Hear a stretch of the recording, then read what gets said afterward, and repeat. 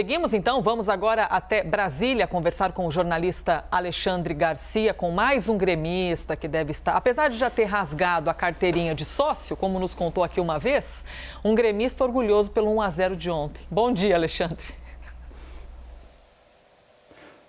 Bom dia, além de tudo, hoje é o 20 de setembro, precursor da liberdade, né, Elisa? Exatamente, 20 de setembro, que ficou, agora é conhecido como Dia do Gaúcho, né? Mas é uma data da Revolução Farroupilha para os gaúchos. Tem muita gente tomando chimarrão neste momento. Bem lembrado, Alexandre. Bom, vamos em frente então, trazendo aqui notícias norte-americanas do presidente Jair Bolsonaro, que está nos Estados Unidos para participar da Assembleia Geral da ONU, que começa amanhã, terça-feira. Só que hoje, segunda-feira, já tem um compromisso bastante importante, viu? Jair Bolsonaro tem uma reunião bilateral com o primeiro-ministro britânico Boris Johnson. Entre os assuntos que devem ser tratados, os dois líderes devem tratar sobre meio ambiente e sustentabilidade, temas de grande importância para Boris Johnson, que deve estimular o Brasil a adotar mais medidas verdes. A Conferência das Nações Unidas vai trazer algumas metas aí para zerar emissões de carbono e também estarão na pauta dessa conversa com Boris Johnson e para amanhã, na abertura da Assembleia Geral desse encontro da ONU, também traz essas questões do meio ambiente que são sempre tão importantes, mundialmente falando. Alexandre, qual é a imagem que o Brasil tem no exterior em relação à política do meio ambiente?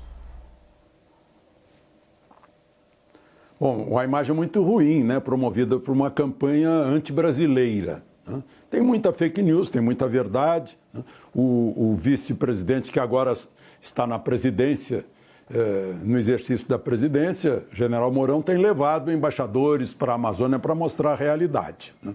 Toda a realidade dos dois lados. Eu daria uma invertida no Boris Johnson, né?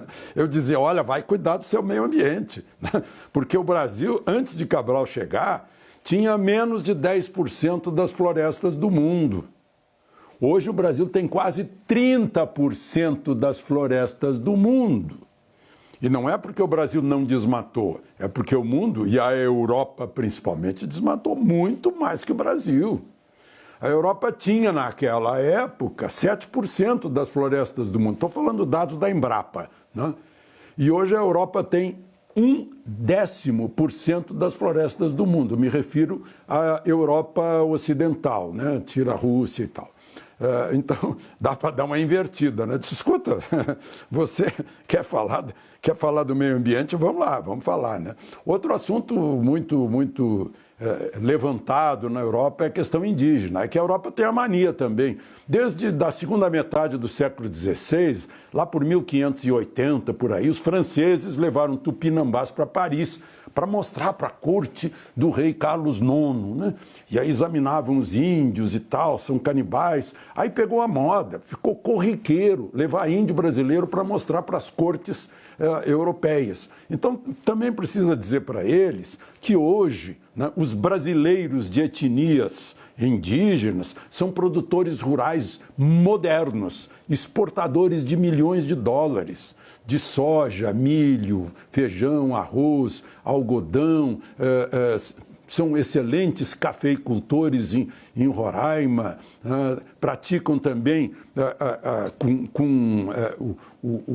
a pesca cultivada, a fruticultura também, tudo muito moderno. E eles não querem ficar com essa história, continuar sendo levados para Paris para serem mostrados em museus ou em redomas. Eles querem ser brasileiros como são efetivamente, mas querem ter o mesmo tratamento, independência econômica, eles querem ter rendimento, né? Talvez os europeus não saibam, talvez os brasileiros tampouco saibam disso, e é bom que saibam, né? Dessas questões que precisam ser levadas lá. Agora, outra questão importante é que o Brasil quer um lugar na OCDE, né? E tem que fazer a pressão para isso, né? O presidente amanhã fala na abertura da Assembleia da ONU que é uma tradição. Ninguém sabe explicar direito por que a tradição. Eu acho que foi por causa do nosso conterrâneo Oswaldo Aranha, né? Ele manipulou, digamos, o horário de votação, mais ou menos como está fazendo o Alcolumbre na Comissão de Constituição e Justiça. Ele percebia que Israel não ia ganhar, ele retardava, ele aceitava pedido digamos, de vistas, né, para protelar, vamos votar depois do feriado. Quando ele percebeu que tinha voto, ele abriu a votação em 3 minutos, né? Quem acha que sim, diga sim, quem acha que não, diga não. Quem quiser se abster, que fique falando sozinho, né? E Israel conseguiu a chancela da ONU. E desde então, acho que pegou essa tradição. Oswaldo Aranha é um dos heróis de Israel, né? Ganhou o nome de uma avenida em Porto Alegre. E, enfim, essa é a história do presidente nas Nações Unidas hoje e amanhã. Agora imagina só, né, se ele é abordado, eu fiquei pensando nisso, né, se fosse abordado por algum outro presidente, então, escuta, que história é essa de deputado preso, de presidente de partido preso lá no Brasil, de jornalista preso, de líder de caminhoneiro preso, que história é essa? Uau! Meu Deus, viramos Venezuela e Cuba, né? É de fato uma carga muito pesada para ser carregada. Mas, enfim, na semana passada, o Procurador-Geral da República, Augusto Aras, né, desenquadrou as 4 ações que mantinham aí presos por opinião, porque não existe mais a Lei de Segurança Nacional, e agora já encaminhou ao Supremo um pedido para tomar providências em relação a isso. Elisa? Vamos ao próximo assunto, então, Alexandre, aqui do Liberdade de Opinião, para a gente falar sobre essa 11ª cadeira do STF, que por enquanto está encantada, né? Não temos o nome do ocupante ou um novo ocupante chegando de fato a ela. Aliados do senador Davi Alcolumbre, que é o presidente da Comissão de Constituição e Justiça, disseram à CNN que ele decidiu desencantar esse assunto da sabatina de André Mendonça, indicado por Jair Bolsonaro para a vaga no STF. A sessão deve ser marcada até o dia 15 de outubro. Pelos bastidores, Alcolumbre diz que a decisão não muda a sua posição, que é contrária à indicação de Mendonça. Na semana passada, líderes religiosos foram a Brasília cobrar mais empenho do presidente Jair Bolsonaro neste assunto. A indicação do ex-ministro da Justiça foi publicada no Diário Oficial da União no dia 13 de julho. Então, olha só há quanto tempo está neste banho-maria o nome de André Mendonça. Alexandre, falta empenho do presidente da República para conseguir agilizar essa sabatina? E mais, até que ponto Davi Alcolumbre, presidente da CCJ, tem todo esse poder de dizer não vai ter sabatina por enquanto ou a partir de agora vai ter? Não falta empenho do presidente da República. O empenho dele foi no momento em que ofereceu ao Senado o nome de André Mendonça. E parou ali, ele não se mete em outro poder. Está lá escrito na Constituição que um poder que são independentes, harmônicos, né? Então há poder que obedece a essa harmonia, há poder que não obedece. Mas, enfim, ele não tem nada a ver com isso. O problema é de Alcolumbre, que tem esse arbítrio, né? A despeito da reclamação de vários senadores, né? Álvaro Dias é um deles que está fazendo pressão, Alessandro Vieira, idem, né? Estão pedindo que ele tome uma decisão. Imagina, vai votar em 15 de outubro, 3 meses o Supremo sob a espada de Damocles do empate, que já soltou Eduardo Cunha. Já tirou Eduardo Cunha da condenação de Sérgio Moro, já botou no caixa 2 da Justiça Eleitoral, porque deu um 2-2 na segunda turma. Poderia ter dado 3-2 para algum lado, mas deu 2-2, aí empate pró réu, né? Então, será que o Alcolumbre não está pensando nesse empate no Supremo? E eu não acredito que seja uma questão religiosa, porque aí vira guerra religiosa. O que é isso? Os judeus querendo se vingar da Inquisição na Espanha, na Itália, em Portugal. Não deve ser isso, né? Claro que não deve ser, apenas é uma coincidência que o presidente seja o Davi Alcolumbre e o indicado seja um cristão, um evangélico. Mas, enfim, Nunca se viu isso. Nunca demorou tanto uma sabatina. E a decisão sempre é do plenário, né, dos 81 senadores. E aí tem que ter metade mais um, e está resolvido, e tudo indica que tem metade mais um, mas alguns dizem que Alcolumbre teria outro candidato, né? Talvez o Dr. Freud explique, ele queria ficar, ele queria ser reeleito, não pôde, ele queria eleger o sucessor, não conseguiu, né? Recebeu aí a Comissão de Constituição e Justiça meio como um consolo, talvez esteja ferido ainda, né? Já prometeu para o presidente que ia resolver, para o presidente da República, prometeu para o presidente do Senado que ia tratar do assunto, mas vai retardando. Enquanto isso, o Supremo está empatado, né? Desde que saiu Marco Aurélio no dia 12 de julho deste ano, o Supremo está com a possibilidade de ter 5-5 ou 2-2 na segunda turma. Elisa? Próximo assunto aqui do Liberdade de Opinião é CPI da pandemia, que está na reta final dos trabalhos, viu?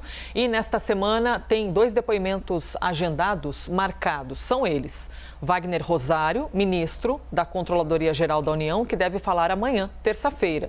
E também está previsto para quarta-feira, depois de amanhã, o diretor executivo da Prevent Senior, Pedro Batista Júnior, na quarta-feira. Hoje, segunda-feira, os senadores vão discutir com a OAB, a Ordem dos Advogados do Brasil, as sugestões que o relatório final da comissão vai fazer para uma mudança na lei do impeachment. A OAB tem feito um debate interno a respeito da proposta que estabelece um prazo para que o presidente da Câmara analise pedidos contra o presidente da República. Vamos à sua opinião, então, Alexandre Garcia. Na sua opinião, existe alguma chance da lei do impeachment ser modificada depois do relatório final da CPI da pandemia? Interessante a OAB, né? Diante de evidentes abusos da CPI, a OAB ficou caladinha.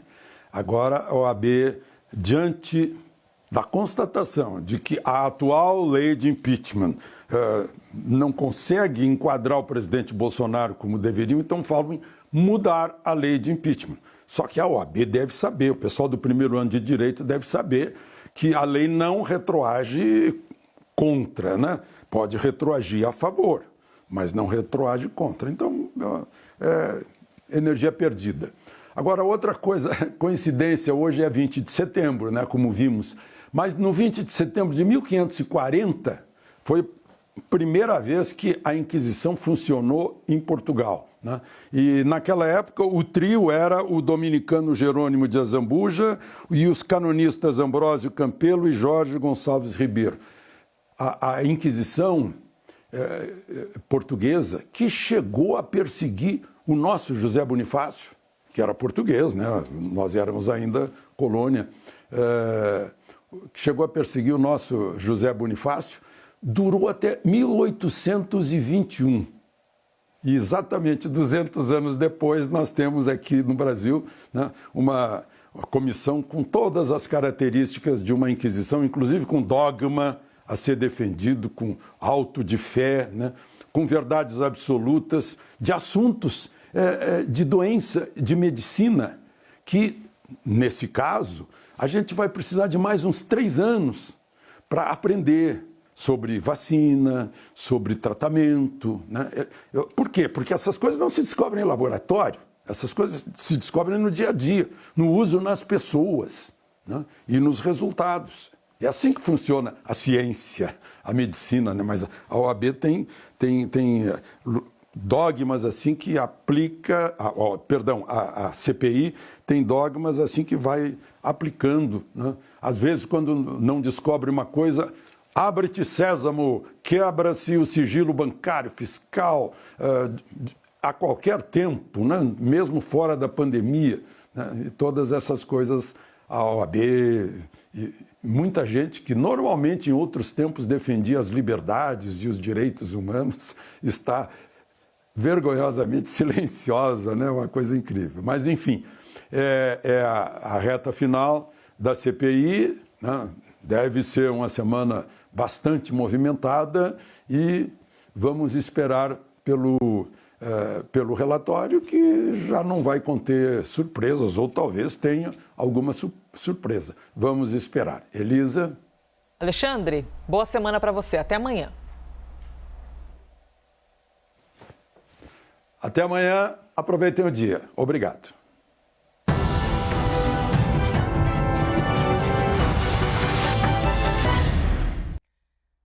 As opiniões que você ouve diariamente aqui no quadro, com Fernando Molica, com Alexandre Garcia, é importante reforçar aqui essa informação, que não correspondem necessariamente à posição da CNN.